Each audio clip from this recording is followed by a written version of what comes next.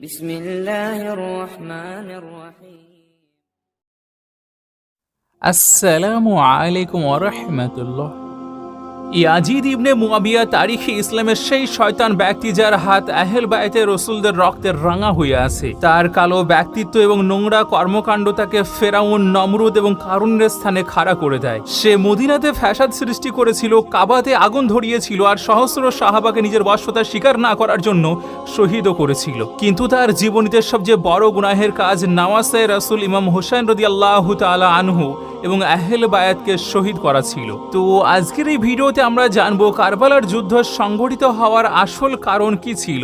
এই যুদ্ধে ইয়াজিদি সৈন্যবাহিনী ইমাম হুসাইনকে এত বেদনাদায়কভাবে কেন হত্যা করেছিল, আর শেষ পর্যন্ত ইমাম হুসাইনের হত্যাকারী ইয়াজিদের শেষ পরিণতি কতটা ভয়ঙ্কর হয়েছিল এবং তার মৃত্যু কিভাবে হয়েছিল, এই সবকিছুই জানবো আজকের এই খুব সুন্দর ভিডিওতে। আপনি শুধুমাত্র ভিডিওটিতে একটি ছোট লাইক করে আমাদের সঙ্গে শেষ পর্যন্ত জুড়ে থাকুন, আর ইমাম হুসাইনের প্রতি ভালোবাসার ইজাহার স্বরূপ কমেন্টে লিখুন ইয়াজিদের উপর লানত বর্ষিত হোক। আবু সুফিয়ান এবং হিন্দার ছেলে হযরত আমিরে মুয়াবিয়ার ইন্তেকালের পর তার পুত্র ইয়াজিদের কাছে শাসনভার চলে আসে। ইয়াজিদ খুবই জঘন্য শয়তান প্রকৃতির মানুষ ছিল। সারা রাত সে নারী নিয়ে জিনাতে লিপ্ত থাকতো আর মদ্যপান করত। ইয়াজিদের হাতে শাসনভার আসার পরে তখন ইয়াজিদ নিজেই বুঝতে পেরেছিল যে তার মতো শয়তানকে সিংহাসনে বসিয়ে নওয়াসে রাসূল ইমাম হুসাইন রাদিয়াল্লাহু তাআলা আনহুর মতো সাহসী এক বীর কখনোই বসে থাকতে পারবে না। আর সে যেহেতু জানতো যে এই দুনিয়ায় তার একমাত্র শত্রু হলো হযরত আলীর পুত্র ইমাম হুসাইন রাদিয়াল্লাহু তাআলা আনহু, তাই সে ছলচাতুরি করে কৌশল অবলম্বন করতে শুরু করে। সে প্রথমে একটি চিঠি লিখল মদিনা মানওয়ারার গভর্নর ওয়ালিদ বিন উতবার কাছে। সে সেখানে লিখল যে ইমাম হুসাইন রাদিয়াল্লাহু তাআলা আনহু যেন তার ইমানদার সঙ্গীদের নিয়ে আসে আর আমি বাদশাহ ইয়াজিদের পা ধরে যেন বায়াত গ্রহণ করে। এমন অহংকারপূর্ণ চিঠি পড়ে ইমাম হুসাইন রাদিয়াল্লাহু তাআলা আনহু ভীষণ রেগে গেলেন। এদিকে ইমাম হুসাইন যখন কুফার দিকে রওনা দিলেন ইয়াজিদের মুখোমুখি হওয়ার জন্য, তখনই তার কাছে বিভিন্ন গুপ্তচররা কুফার অবস্থা নিয়ে নানান সংবাদ পৌঁছাতে লাগলো। সেই পত্রগুলো ছিল আবেগ মাখা। হে নওয়াসে রাসূল ইমাম হুসাইন, আমরা আপনার জন্য অপেক্ষা করে আছি। এখানে ইয়াজিদের জুলুম ও নির্যাতন অনেক বেড়েই চলেছে। আমরা আপনার জন্য অপেক্ষা করছি। আপনার হাতে বায়াত গ্রহণ করব। ইয়াজিদের বায়াতকে কখনোই কবুল করব না। ইমাম হুসাইন রাদিয়াল্লাহু তাআলা আনহু পরিস্থিতি সামলানোর জন্য নিজের ভাই মুসলিম বিন ওয়াকিলকে কুফায় পাঠিয়ে দিলেন আর বললেন সেখানে গিয়ে সেখানকার পরিবেশকে খুব ভালো করে দেখে আসতে। তো যখনই মুসলিম বিন ওয়াকিল সেখানে পৌঁছালো তো সঙ্গে সঙ্গে কুফার মুসলমানরা তার হাতে এসে বায়াত কবুল করলো। এখানে প্রায় 18,000 মানুষ তার বায়াত গ্রহণ করলেন আর সবাই বললেন যে আমরা ইমাম হুসাইনের সঙ্গে আছি, ইয়াজিদকে চিনি না। এদিকে ইয়াজিদ যখন জানতে পারলো মুসলিম বিন ওয়াকিলের হাত ধরে তার রাজত্বকে প্রত্যাখ্যান করে তারা নতুন দল কায়েম করছে, সঙ্গে সঙ্গে সেই জন্য সে ওই সমস্ত লোকেদের উপর অত্যাচার ও নির্যাতন করা শুরু করে দিল, যার ফলশ্রুতিতে এই 18,000 মুসলিমের অধিকাংশ ইমাম হুসাইন রাদিয়াল্লাহু তাআলা আনহুর ভাইয়ের সঙ্গে অর্থাৎ মুসলিম বিন ওয়াকিলের সাথে মুহূর্তের মধ্যে পাল্টি দিয়ে বিশ্বাসঘাতকতা করলো। আর খুবই দুঃখজনক হলেও সত্যি এটি যে এই কুফার বাসিন্দারা ইয়াজিদের ভয়ে মুসলিম বিন ওয়াকিলকে নির্মমভাবে হত্যাও করে ফেললো। এদিকে নওয়াসে রাসূল ইমাম হুসাইন রাদিয়াল্লাহু তাআলা আনহু কুফার দিকে যাচ্ছিলেন, কারণ তার ভাই সর্বশেষ কুফা থেকে যে চিঠি পাঠিয়েছিল সেখানে লেখা ছিল যে ভাইজান, এখানকার পরিস্থিতি অনেক ভালো। ইতিমধ্যে 18,000 মানুষ আমার বায়াত কবুল করে নিয়েছে। কিন্তু যখন ইমাম হুসাইন রাদিয়াল্লাহু তাআলা আনহু কুফা নগরীর কাছাকাছি চলে গেলেন তখন তিনি জানতে পারলেন যে তার ভাইকে নির্মমভাবে হত্যা করা হয়েছে, আর এই খবরে তিনি কান্নায় ভেঙে পড়েন। এরই মধ্যে আবার ইয়াজিদের একটি সৈন্যদল এসে তাদেরকে বাধা দিল, কিন্তু ইমাম হুসাইন রাদিয়াল্লাহু তাআলা আনহুর বীরত্বের সামনে খুব বেশি পরিমাণে শক্ত হয়ে তারা দাঁড়াতে পারল না। ইমাম হুসাইন রাদিয়াল্লাহু তাআলা আনহু কৌশল করে রাস্তা পরিবর্তনের মাধ্যমে পুনরায় আবারও কুফার অভিমুখে রওনা দিলেন। আর চলতে চলতে তারা এমন একটি সমতল ময়দানের কাছে পৌঁছে গেলেন যেই জায়গার নাম হচ্ছে কারবালা। তখন তিনি তার সমস্ত লস্করকে আদেশ দিলেন তারা যেন এখানেই তাঁবু ফেলে দেয়। আর এমনই ভাবে হযরত ইমাম হুসাইন রাদিয়াল্লাহু তাআলা আনহু কারবালার সেই ঐতিহাসিক ময়দানে পৌঁছে গেলেন। কিন্তু ওইদিকে যখন ইয়াজিদ জানতে পারলো তার ছোটখাটো বাহিনী কোনোভাবে হযরত ইমাম হুসাইনের সামনে টিকতে পারছে না, তো তখন সে 22,000 সৈন্যবাহিনীর এক বিশাল লস্করকে পাঠিয়ে দিল শুধুমাত্র ইমাম হুসাইন রাদিয়াল্লাহু তাআলা আনহু এবং তার সঙ্গে থাকা 72 জন লোকের মোকাবেলা করার জন্য। মানে ইমাম হুসাইন রাদিয়াল্লাহু তাআলা আনহুর দলের থেকে 100 গুণেরও বেশি। কিন্তু অবাক করার ব্যাপার এটি যে এই 22,000 সৈন্য কারবালার ময়দানে এসে তাঁবু গেড়েও তাদের মনোবলকে ঠিক রাখতে পারল না। শেষ পর্যন্ত তারা বুঝতে পারলো যে ইমাম হুসাইনকে কখনোই সামনে থেকে হারানো সম্ভব নয়, কারণ তিনি হলেন শেরে খোদা হায়দারে কারার হযরত আলীর সন্তান। তো তারা কি করলো, যেহেতু কারবালার একমাত্র পানির উৎস ছিল ফুরাত নদী, তাই সেই ফুরাত নদীর পানিকে বন্ধ করে দিল। এদিকে হযরত ইমাম হুসাইন রাদিয়াল্লাহু তাআলা আনহু এবং তার সঙ্গীরা তো পিপাসার কষ্টকে সহ্য করতে পারবে, তবে সেখানে যে 6 মাসের শিশু ও নারীরা রয়েছে তারা কি করে এই কষ্ট সহ্য করবে? উত্তপ্ত মরুভূমির বুকে পানি না খেয়ে কয়দিন বা বাঁচা যায়? তো সেই জন্য তাদের অবস্থা ধীরে ধীরে খারাপ হতে লাগলো। এদিকে 9 মুহররমের দিনও চলে আসলো। তখনই ইমাম হুসাইন রাদিয়াল্লাহু তাআলা আনহু বুঝতে পারলেন ইয়াজিদ আর তার সৈন্যদের উদ্দেশ্য হচ্ছে শুধুমাত্র নামাসে রাসূলকে হত্যা করা। সেই জন্য হযরত ইমাম হুসাইন রাদিয়াল্লাহু তাআলা আনহু রাতের অন্ধকারে 9 মুহররমের সকল সঙ্গীদেরকে একত্রিত করে বললেন, আমি জানি তোমরা আমার চেহারার দিকে তাকিয়ে পিছন ফিরে যেতে পারবে না, তাই আমি এই আলোকে নিভিয়ে দিচ্ছি অন্ধকারে, যাতে তোমরা আমাকে না দেখতে পাও। অনুগ্রহ করে তোমরা সকলে চলে যাও। আমার জন্য তোমাদের জীবনকে এখানে উৎসর্গ করতে যেও না।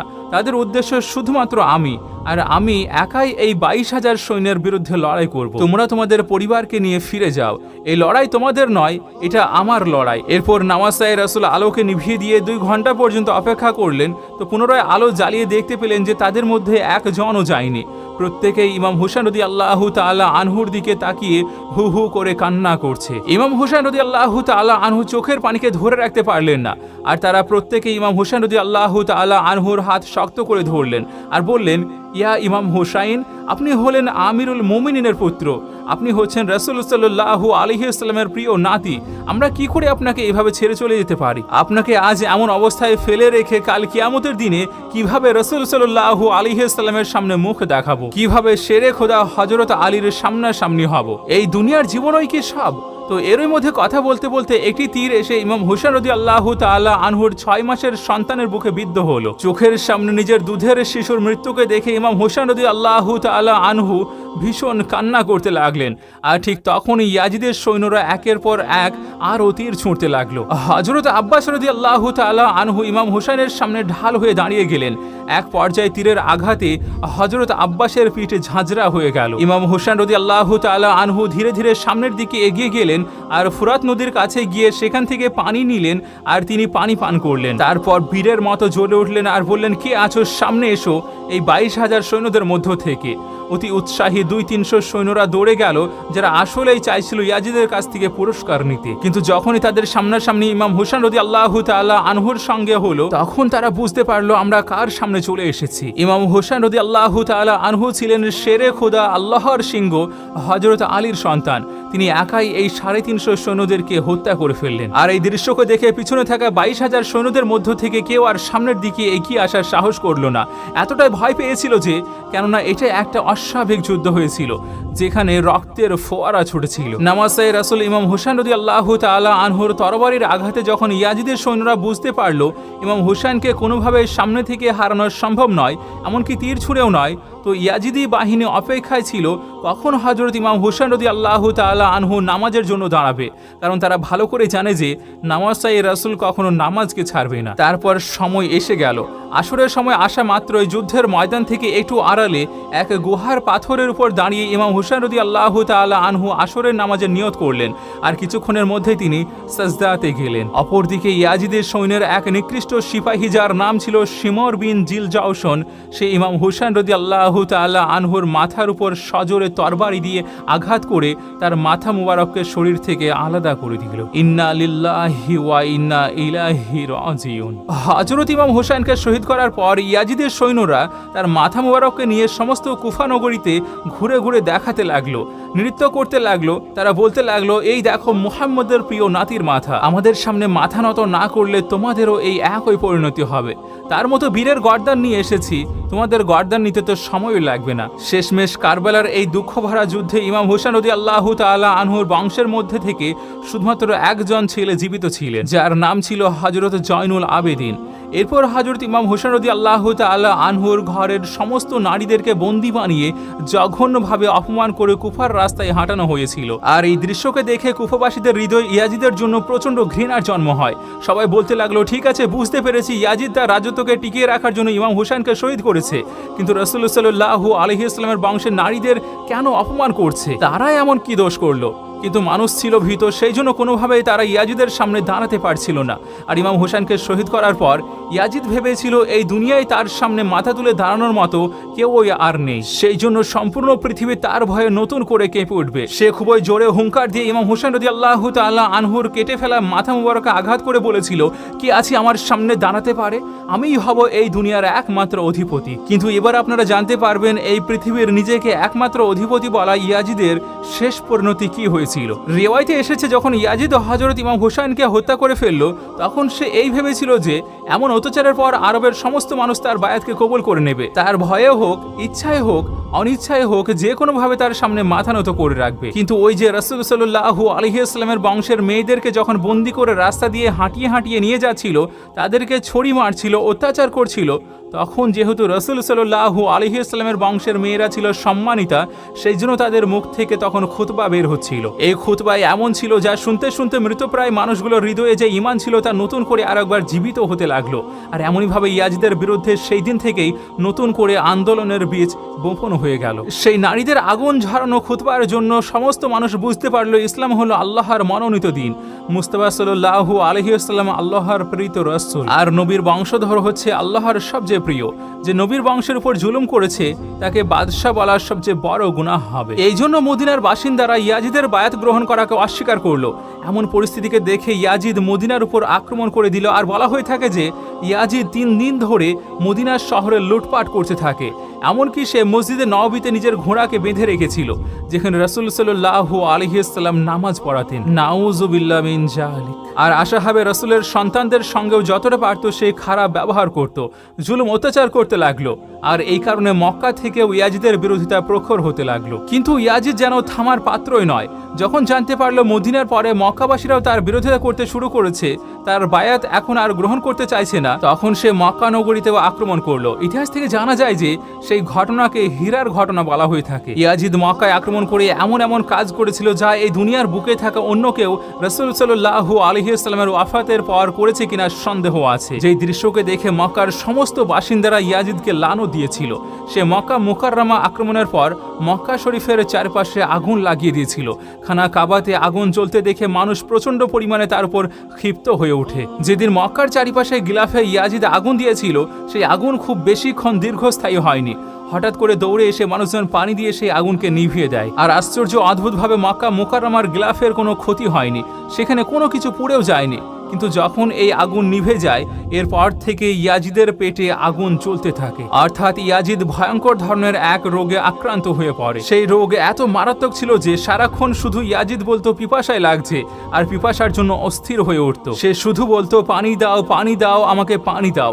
আর যখন সে পিপাসার্থ কুকুরের মতো পানি পান করার জন্য উতলা হয়ে পানি পান করতে যেত, তো সঙ্গে সঙ্গে এই পানি তার পেটে গিয়ে নাড়ি ভুঁড়িকে জ্বালিয়ে দিত। আর তারপর যতক্ষণ পর্যন্ত এই পানি তার পেটের মধ্যে থাকতো, ততক্ষণ পর্যন্ত কাবা শরীফের গিলাফের মতো জ্বলতেই থাক। তার সাম্রাজ্যের বড় বড় হাকিমরা পর্যন্ত পেরেশান হয়ে গিয়েছিল যে তাদের বাদশাহের কি এমন রোগ হলো যে এই রোগটা সারাক্ষণ শুধু পেটের মধ্যে জ্বলতেই থাকে।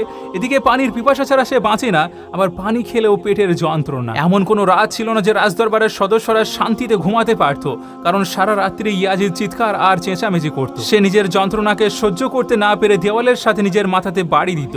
লোকেরা তার এই হালকে দেখে বলতে লাগলো যে এই আজাব হুসাইন ইবনে আলীকে পিপাসিত রাখার জন্যই এসেছে। দেখো এক সময়ের বাদশাহের আজ কি পরিণতি, এক বিন্দু পানির জন্য ছটফট করছে, আবার পানি খেয়েও পেটকে জ্বালিয়ে ফেলছে। অথচ নামাসায় রাসূল ইমাম হোসেন রাদিয়াল্লাহু তাআলা আনহু এক ফোঁটা পানি তোদের কাছে চেয়েছিল, তোরা সেদিন দিসনি। এরই মধ্যে ইয়াজিদের পরিস্থিতি আরো ভয়াবহ হয়ে গেল। তার শরীরে কোনো মাংস বলতে কিছুই ছিল না, শুধু হাড্ডি সার একটা কঙ্কাল হয়ে গিয়েছিল। একদিন সে তার নিজের সন্তানকে ডেকে বলল, হে আমার প্রিয় পুত্র, তোমাকে বড়ই ভালোবাসি, আমি চলে যাচ্ছি, চলে তো যেতেই হবে। এরপর এই সিংহাসনকে তুমিই দেখভাল করবে। এই কথা শুনে ইয়াজিদের ছেলে মুয়াবিয়া খুবই ঘৃণা নিয়ে বলল, এই সিংহাসনে হুসাইন ইবনে আলীর রক্ত লেগে আছে, আপনি ভাবছেন কি করে এই সিংহাসনে আমি বসবো? লানত হোক আপনার সিংহাসনের উপর। পিতা হিসেবে যতদিন আপনি বেঁচে ছিলেন ততদিন আমার জন্য আপনার খেদমত করা ফরজ ছিল, এমনকি আপনি বেঈমান হলেও সেটাও ফরজ ছিল, সেটা আমি পালন করেছি। কিন্তু মানুষ হিসেবে আমি আপনাকে অনেক ঘৃণা করি। দুনিয়ার সেই একমাত্র সন্তান আমি, যে পিতার রাজ্যকে ঘৃণার সাথে প্রত্যাখ্যান করলাম। হলাম। এমন কথা শুনে ইয়াজিদ পাগলের মতো আচরণ করতে লাগলো। একটা পর্যায়ে ইয়াজিদ সারাক্ষণ শুধু একটি পাথরের দিকেই তাকিয়ে থাকতো। যখনই দেখতে পেল পানি খেলে তার পেটের ভিতরে নাড়িভুঁড়ি সব জ্বলতে থাকে, এমনকি ইয়াজিদ বাথরুম গেলেও চিৎকার চেঁচামেচি করত। এই কারণে সে পানি খাওয়া বন্ধ করে দিল, যেই কারণে ধীরে ধীরে ইয়াজিদের শরীরে এক জীবন্ত কঙ্কালের রূপ নিতে লাগলো। সেই পিপাসার জন্য ছটফট করত।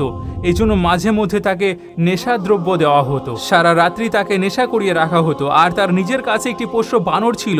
একটা সময় সেই বানরটিও তাকে ছেড়ে জঙ্গলে চলে যায়। তখন সৈন্যরা বলল, হে বাদশাহ, আপনিও না হয় জঙ্গলে গিয়ে সেই বানরটিকে খুঁজে আসুন। আসলে রাজ্যের সকল মানুষ এতটা বিরক্ত হয়ে গিয়েছিল, কেননা একদিকে আমিরের হুকুম পালন করতে হবে, আর ওদিকে আমিরের চিৎকার আর চেঁচামেচির জন্য রাতে তারা ঘুমাতেও পারছিল না, যেই কারণে তারাও অসুস্থ হয়ে যাচ্ছিল। তারাও চাইছিল কোনোভাবে করে হোক না কেন ইয়াজিদ যেন এই দুনিয়া থেকে বিদায় নিয়ে তাদেরকে স্বস্তি দেখ। তাই সৈন্যরা কৌশল করে বলল, ইয়াজিদ, আপনি না হয় ঘোড়া নিয়ে আমাদের সঙ্গে চলুন, আমরা জঙ্গল থেকে বানরটিকে খুঁজে বের করি। ইয়াজিদও রাজি হয়ে গেল, কেননা সে কোনো রকমে তার কষ্টকে ভুলে থাকতে চাইছিল। তো ইয়াজিদ তার সবচেয়ে প্রিয় ঘোড়াটিতে উঠল। আশ্চর্য কথা হলো, এটি ছিল ইমাম হুসেন রাদিয়াল্লাহু তাআলা আনহুর ওই ঘোড়া। এই ঘোড়াটিকে ইয়াজিদের হাতে শিমর বিন জিলজওশন তুলে দিয়েছিল। তারপর সেই ঘোড়ায় চড়ে ইয়াজিদ যখন জঙ্গলের দিকে যাচ্ছিল, তখন হুট করে ঘোড়াটি ঝাঁকুনি দিয়ে ইয়াজিদকে মাটিতে ফেলে দেয়। কিন্তু ইয়াজিদের একটি পা ঘোড়াতে চড়ার ব্যবহৃত খাপে আটকে যায়। এবার যেহেতু ঘোড়া কোনোভাবে তার দৌড়কে থামাচ্ছিল না, এই কারণে পড়ে যাওয়া ইয়াজিদ মাটির সঙ্গে ঘর্ষণ খেতে খেতে ছেঁচড়ে মেচড়ে চলে গেল। যার পর ইয়াজিদের শরীরের এমন অবস্থা হলো, ইয়াজিদের যে হাত ছিল সেটি 8 থেকে 10টি টুকরো হয়ে যায়। মাথাটা ঘর্ষণের জন্য এমন পরিস্থিতি হয়ে গিয়েছিল যে পরবর্তীতে তার দিকে তাকিয়ে ঠিকঠাক অনুমান করা যাচ্ছিল না যে মাথার কোন দিকে নাক আর কোন দিকে মুখ রয়েছে। কিন্তু সেই ঘোড়া কোনোভাবে তার দৌড়কে থামাচ্ছিল না। রেওয়ায়তে এসেছে, ইয়াজিদের সৈন্যরা যখন ইয়াজিদের লাশকে দেখেছিল, তখন তারা নিজের মুখে বলতে লাগলো, হুসাইন ইবনে আলীর রক্তের সাজা এটি। আর এমন করে ইতিহাসের সবচেয়ে জঘন্যতম শাসকের মৃত্যু হয়ে গেল। কিন্তু এই ইয়াজিদের কবর কোথায় আছে? মৃত্যুর পর তার লাশের সঙ্গে কি হয়েছিল? নাকি তা চিল শকুনে খেয়েছিল? এর কোনো হদিশই পাওয়া যায়নি। বলা হয়ে থাকে যে দামেস্কের রাস্তাঘাটের কোথাও না কোথাও ইয়াজিদের লাশের খণ্ডাংশ ছড়িয়ে ছিটিয়ে রয়েছে, কিন্তু তার নির্দিষ্ট কোনো কবর নেই। আর এদিকে শেরে খোদা হযরত আলী রাদিয়াল্লাহু তাআলা আনহুর সন্তান হযরত ইমাম হুসেন রাদিয়াল্লাহু তাআলা আনহুর কবর কারবালাতে আজও চমকাচ্ছে। মানুষ খুবই আদব এবং সম্মানের সাথে সেদিকে তাকায়। আজও ইমাম হুসাইনের বীরত্ব দুনিয়ার সকল বীরদের নিকট এক আদর্শ হয়ে রয়েছে। দুনিয়ার সকল জেনারেল ইমাম হুসাইনকে নিজেদের আদর্শ মনে করে। মনে রাখবেন, শক্তির জোরে কুফফারদের শাসন তো প্রতিষ্ঠিত হতে পারে, কিন্তু এই জুলুমের শাসন কখনোই দীর্ঘস্থায়ী হবে না। মহান রব্বুল আলামিন ইয়াজিদের মৃত্যুতে এই বার্তা পাঠিয়ে দিলেন যে এই জমিনে যে বেশি জুলুম করবে তার পরিণতি ইয়াজিদের মতোই করুণভাবে হবে। সুতরাং জালিমরা সাবধান হয়ে যাও। আরও একবার মনে করিয়ে দিই, নাওয়াসায়ে রাসূল ইমাম হুসাইন রাদিয়াল্লাহু তাআলা আনহুর জন্য ভিডিওটিতে লাইক করে কমেন্টে লিখুন, ইয়াজিদের উপর লানত বর্ষিত হোক, এবং এটিকে আপনার প্রিয়জনের মাঝেও শেয়ার করে দেবেন। আপনাদের সঙ্গে আমি নাহিদ, আমাদের সঙ্গে জুড়ে থাকার জন্য শুকরিয়া।